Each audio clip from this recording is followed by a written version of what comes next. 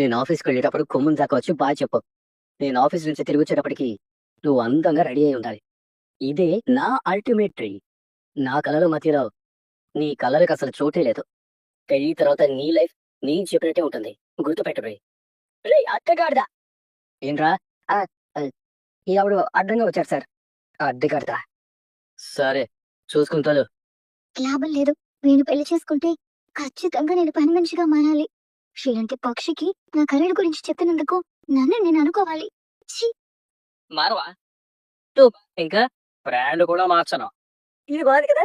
రేయ్, నువ్వు ఫస్ట్ వాడు పక్క నుంచిలే. వాడు చెడిపోయింది కాక నిన్ను కూడా చెడగొడుతున్నాడు. వద్దనయ్య, నాకు దూరంగా ఉండు. నువ్వు చెడిపోయింది కాక నన్ను చెడగొట్టకు. రే నువ్వు ఓవర్ యాక్షన్ చేయకు. రే ఎవరి మీద కోపం వీడి మీద ఎందుకు చూపిస్తున్నావురా? రే నువ్వు కూర్చోరా. సర్లే. అయితే పాపం ఆ అమ్మాయికి ఆ జుట్టున్నడితో ఇష్టం లేని పెళ్లి చేస్తున్నారా?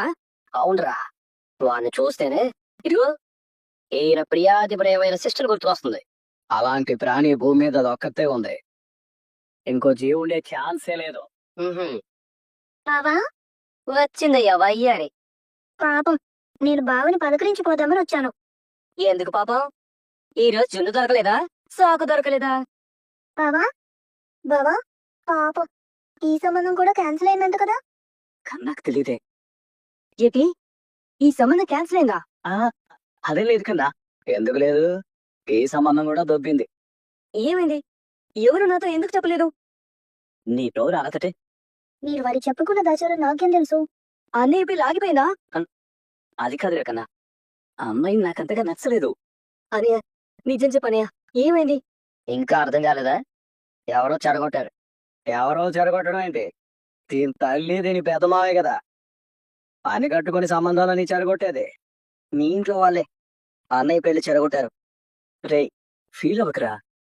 ఎప్పుడు రాసి పెట్టుంటే అప్పుడే జరుగుతుంది. ఏంటి గాయత్రి ఇది? నువ్వు ధైర్యం చేసి మీ ఇంట్లో చెప్పవు. మా అన్నయ్యని మీ వాళ్ళు వేరే సంబంధం చేసుకోనివ్వరు. మీ వాళ్ళే సంబంధం చెడగొట్టి మళ్ళీ మీ అమ్మ శాపం నిజమైందని ప్రచారం చేస్తున్నారు. అదేమన్నా పైనుంచి దిగొచ్చిందా దాని శాపం నిజం కావడానికి? పని కట్టుకుని ఇంటి చుట్టూ తిరిగి వచ్చే సంబంధాలన్నీ ఇలాగే చెడగొడుతున్నారు. మళ్ళీ మన ఇంటి వైపు తొంగి చూడాలంటే పోనికి పోయేలా చేసి వచ్చారు. ఏంటి నాన్న, చివరి పాపను వాళ్ళే పోతారు. ఎందుకు నువ్వు గొడవల్లో తలదూరుస్తున్నావు?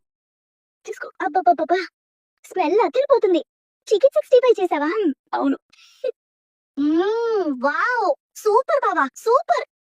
బావా బావా బావా, ఇక్కడి దాకా వచ్చిన సంబంధం క్యాన్సిల్ అయిందంటే ఒకవేళ ఆ దేవుడు మన ఇద్దరికి పెళ్లి జరగాలి అనుకుంటున్నాడేమో.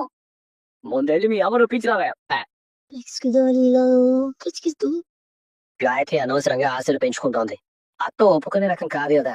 అక్కడ ఒప్పించే ధైర్యం లేదు, ఎదిరించి వచ్చేసే దమ్ము లేదు. ఇక్కడికొచ్చి డ్రామాలు మాత్రం బాగా ఆడుతుంది. అన్నయ్య, నీ మనసులో ఏముందో చెప్పన్నయ్య. నీకు ఇష్టమే అని చెప్తే చాలు, అంతా మేము చూసుకుంటాం. చాలా దారులున్నాయి. రే ఇప్పటికీ ఈ ఊళ్ళో మన ఇంటికున్న పేరు చాలదా? ఇంకా పోలీస్ స్టేషన్లు కోర్టులు అంటే తిరగాల? ఇలాగైనా ప్రశాంతంగా ఉందాం. ఇష్టం లేదు కష్టం లేదు. రండి అన్నం తిందరు గాని. అది వచ్చిరా నాన్న. ఏంట్రా అంత కంగారుగా అడుగుతున్నా? నేను ఫోన్లో చెప్పాను కదా నాన్న. అదురుతాడు ఇక్కడ, లోపల ఎక్కడో ఉన్నాడు. సరే ఏం జరుగుతుందో చెప్పు. మహా మా మాట వినట్లేదు. భూషణి చేసుకుని మళ్ళీ పట్టు పడుతుంది. వేరే ఎవరినైనా ఇష్టపడుతుందని అనిపించిందా? చిచి, అలాంటిది ఏం లేదు. దాని మొహం అది అలాంటిది కూడా కాదు. భూషణ్ అంటే మొదటి నుంచి దానికి మంచి అభిప్రాయం కూడా లేదు. పెళ్లి వద్దని సతాయిస్తుంది. అలా నమస్తే బాబు. What a pleasant surprise. ఒక ల్యాండ్ రిజిస్ట్రేషన్ పని ఉంటే వచ్చాను బాబు. అలాగే మా మహారోసారి చూసిపోదామని వచ్చాను. వదిన దాన్ని కూడా తీసుకురావాల్సింది అన్నయ్య. అనుకోకుండా వచ్చానమ్మా. నీ షాపింగ్ అంతా పూర్తయిందా?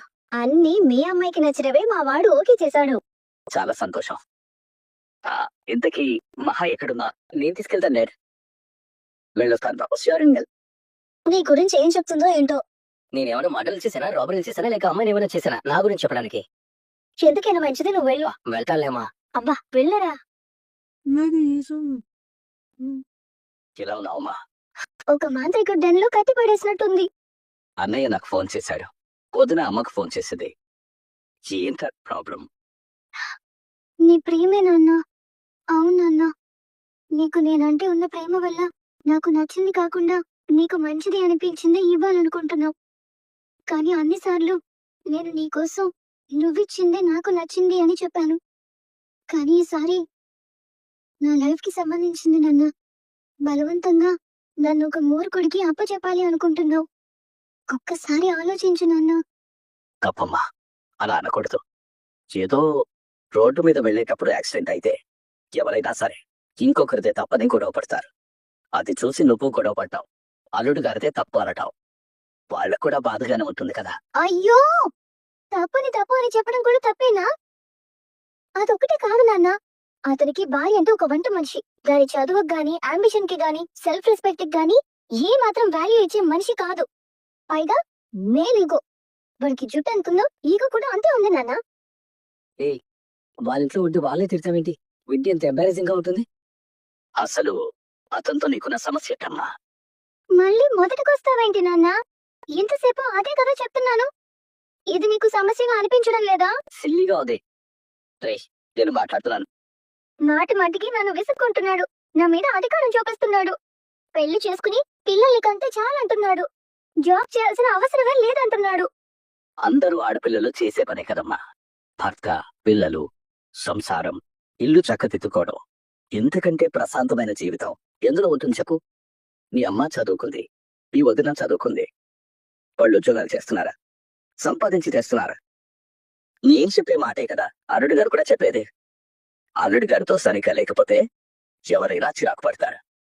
ఆ పెంపకం గురించి వాళ్ళు తప్పుగా మై లెనోవో ESS అనుకోకూడదు కదా. అది కాదు నాన్న. జ్యూస్ తీసుకోండి. అయ్యో, మీరెందుకు తీసుకొచ్చారు బాబు? అయ్యో పర్లేదు అంకల్, మీరు నాకు ఫాదర్ లాంటి వారు. వీడు డబుల్ గేమ్ ఆడుతున్నాడా? మహా, ఎందుకు ఇస్తున్నావు? ఏదైనా ప్రాబ్లమా? ఏదైనా హెల్త్ ఇష్యూ ఉందా? నువ్వేనా ప్రాబ్లం? వెదర్ విషయాలు వేయకు. అలాంటి తెలియదు బాబు. పెళ్లి దగ్గర అవుతోంది కదా. మా అందరినీ వదిలిపెట్టి అంత దూరం రావాలంటే భయపడుతోంది అంతే. అదేం కాదు. అతని గురించి ఏం తెలుసుకున్నావని? ఏం తెలుసుకోవాలి మహా? ఇక్కడ నాకు 4 ఇళ్ళున్నాయి. కెనడాలో ఒక ఇల్లుంది, 2 కార్లు, బ్యాంక్ బ్యాలెన్స్, ఇంటి చుట్టూ గార్డెన్ ఉంది. ఇంట్లో అన్ని ఫెసిలిటీస్. వీకెండ్ డిన్నర్ కోసం బయట కూడా వెళ్ళొచ్చు. Yearly once or twice international trip కూడా వేయచ్చు. ఇది సరిపోతుందా? ఇంకేంటి నీ ప్రాబ్లం? నాకు నీ తిక్కుతున్న ప్రాబ్లం లో చుట్టుపోలిగా. చెప్పు మహా, ఇంతకు మించి ఇంకేం కావాలి? బాబు, నేను మాట్లాడతాను, మీరు వెళ్ళండి. బావగారు, మీరు రండి బావగారు. జ్యూస్ తీసుకుని అంకల్, వస్తాను. రైట్ పాప. అమ్మ హారిక, నా కోసం రైస్ కాకుండా చపాతీ చేయించమ్మా. అలాగే మావిదేరు. తీసుకో. చూడమ్మా, ఏ మనిషిలో అయినా భూతత్వం పెట్టి వెతికితే ఏవో ఒక లోపాలు కనిపిస్తూనే ఉంటాయి. నిన్ను మహారాణిలా చూసుకుంటారని అర్థమవుతుంది కదా. నేను ఇంకేదో సమస్య అనుకుని కంగారు పడిపోయాను. చీటికి మాటికి ఇలా చిన్నపిల్లల అలర్ట్ చేయొద్దు. మన కమ్యూనిటీలో ఇంత గొప్ప సంబంధం ఎవరు తెలియదు. ఇలాంటి సంబంధం వదులుకుంటే తర్వాత మనమే బాధపడాలి. నాన్న మీద నమ్మకం ఉంది కదా. నువ్వు సంతోషంగా ఉండాలి తల్లి. ఏంట్రా కంటిన్యూగా చేస్తున్నావు? వాడు మాట వినకపోతే కాళ్ళు చేతులు తీసేయ్. కేసు అయితే నేను చూసుకుంటాను. ఫోన్ పెట్టేయ్.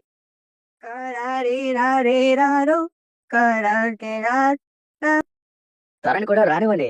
మనిషికి ఏం చెప్తావు? అల్లుడు గారితో మాట్లాడాలనుకుంటున్నారు.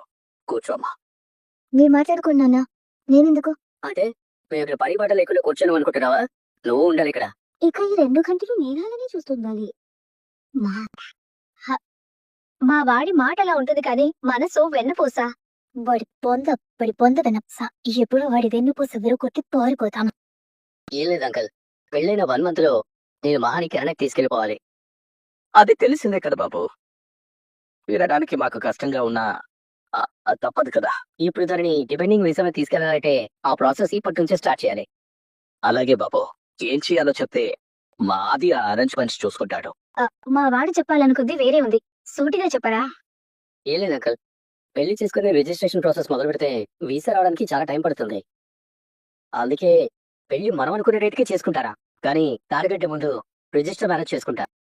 ఏంటి బాబు ఇది? ఇది మేము అస్సలు ఊహించలేదు. నేను డేట్స్ క్యాలిక్యులేట్ చేసుకున్నాను అంకల్.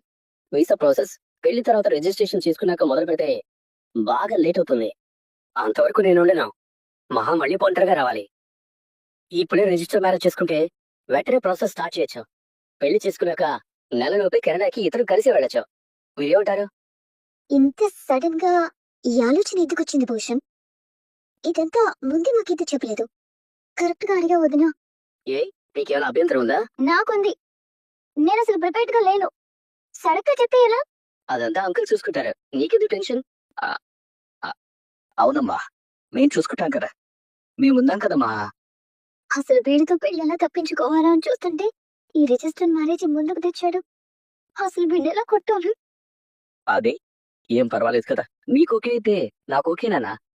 ఇలా చాలా మంది వీసా కోసం ముందే రిజిస్టర్ మ్యారేజ్ చేసుకుని తర్వాత పెళ్లి లేదంటే రిజిస్ట్రేషన్ చేసుకుంటున్నారు. ఆ, మహా కూడా ఆలోచించుకోవాలి కదా. తనకి ప్రాజెక్ట్ పనుంది. అవన్నీ ఇప్పుడు ఎందుకు? మ్యారేజ్ ముఖ్యం. ఏంటి మేడం చాలా ఇరిటేషన్ లో ఉన్నారు? అన్నయ్య గారు, ఓషన్ చెప్పినట్టు రిజిస్టర్ మ్యారేజ్ చేసుకోవాలంటే నెల దాకా ఆగాల? మీ పరపతితో 2-3 రోజుల్లోనూ లేదంటే ఓ 6 రోజుల్లోనూ అరేంజ్ చేయగలరా? కీ ఫిట్టింగ్ ఏంటి? అది నేను మేనేజ్ చేస్తానమ్మా. ఆ, ముందుగా కావాలంటే ముందే చేద్దాం.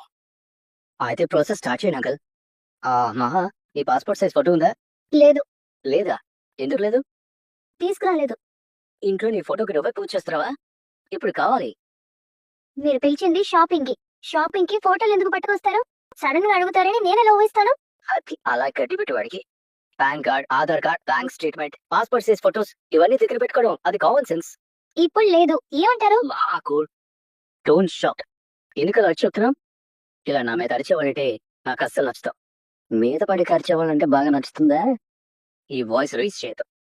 ఓకే, ఇంత చిన్న విషయానికి ఎందుకింత హాష్గా మాట్లాడుకుంటున్నారు? పాస్పోర్ట్ సైజ్ ఫోటో ఇక్కడ కూడా తీసుకోవచ్చు. జస్ట్ 5 మినిట్స్ పని. మంచి ఛాన్స్. ఫోటో స్టూడియో నాకు తెలిసిన వాళ్ళది ఉంది సార్. నువ్వు ఇక్కడే ఉన్నావా? అయితే మహాన్ తీసుకెళ్తావా? మీరు తీసుకెళ్ళమంటే తీసుకెళ్తా. హ్మ్. ఇలాగే వెళ్తావా? పాస్పోర్ట్ సైజ్ ఫోటో కోసం ఇప్పుడు పార్లర్కి వెళ్ళి మేకప్ వేసుకుని వెళ్ళాలా? వా, వెళ్ళు వెళ్ళు కార్ నేను తీయాలా, నువ్వు తీస్తావా? నేను తీస్తాను మేడం. ఏం కక్కలేది మరి ఇంత గారాబంగా పెంచితే ఎలా? కాస్త నాతో మాట్లాడేటప్పుడు మర్యాదగా మాట్లాడమని చెప్పండి. అలాగే బాబు, చిన్నపిల్ల, నేను మాట్లాడతాను, సరేనా?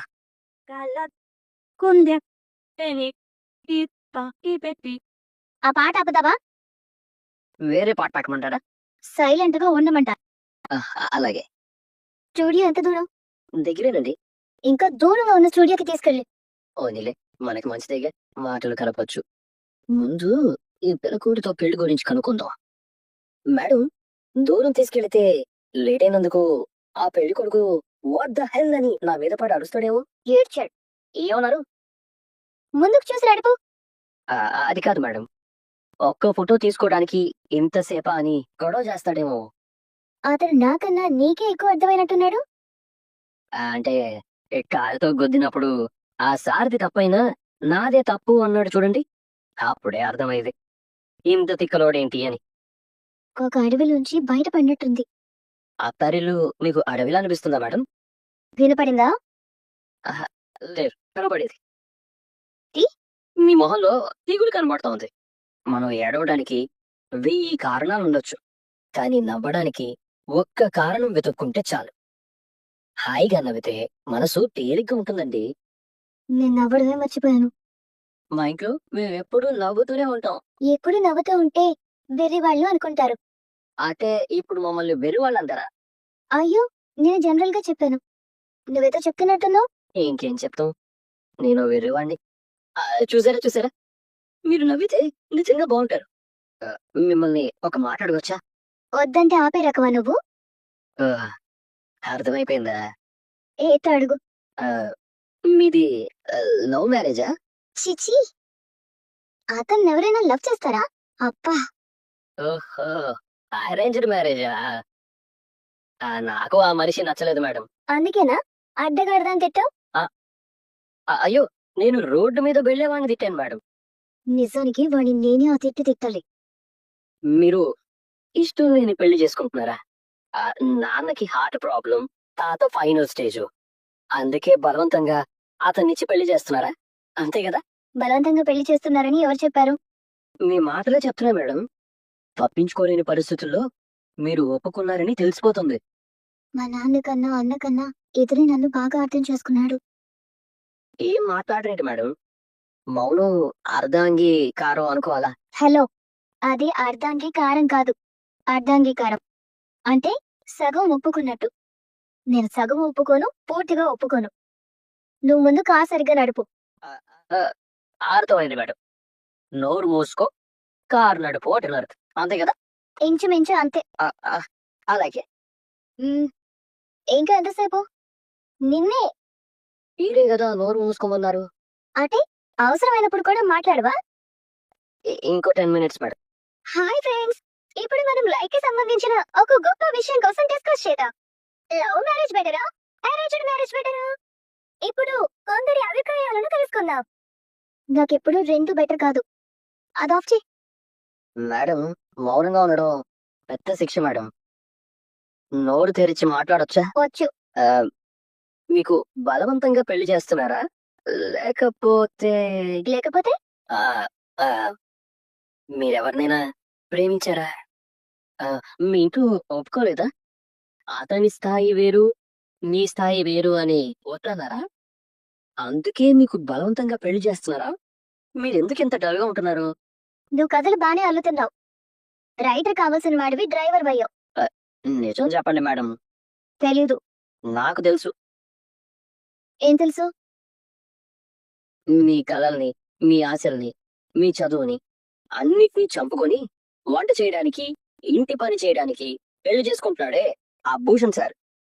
అయినప్పటికీ మీకు కరెక్ట్ కాదని నాకు తెలుసు మేడం. తారాపు, తారాపు. ఏమైనా తప్పుగా చెప్పాను మేడం? చాలా ముందుకెళ్ళావు.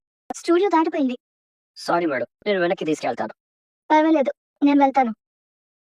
ఇదిగో, ఇది 4 జిరాక్స్లు తీసుకునిరా. ఇది కూడా.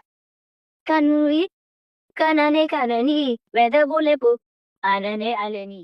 ఆధార్ కార్డులో కూడా ఇంత అందంగా కనబడే ఫేస్ ని ఫస్ట్ టైం చూస్తున్నాను. మనసు తలుపే తెరచి తెరచి మెలుగు తెరలే పరచి పరచి కళ్ళలు నిజమై ఎచుత నిలిచి నిలిచెనే క్షణాన చేదుపై తీపిపై బొక్కెలు బొట్టెకు. రిజిస్టర్ మ్యారేజ్ కి ఎవరెవరిని పిలుతా? ఒక ఆడపిల్ల అభిప్రాయాలకి గౌరవం ఇవ్వలేని మనిషితో లైఫ్ లాంగ్ నేను ఎలా ఉంటాను? మహా, ఈ విషయంలో ఇక ఎలాంటి మార్పు ఉండదు. అతనితోనే నీ పెళ్లి. మేము నిర్ణయం మార్చుకునేదే లేదు. మీరేం భయపడకండి. ఆ పిల్లకోడితో ఆ రిజిస్టర్ మ్యారేజ్ జరగకుండా చేసే పూచి నాది. దానికి నేను గ్యారెంటీ.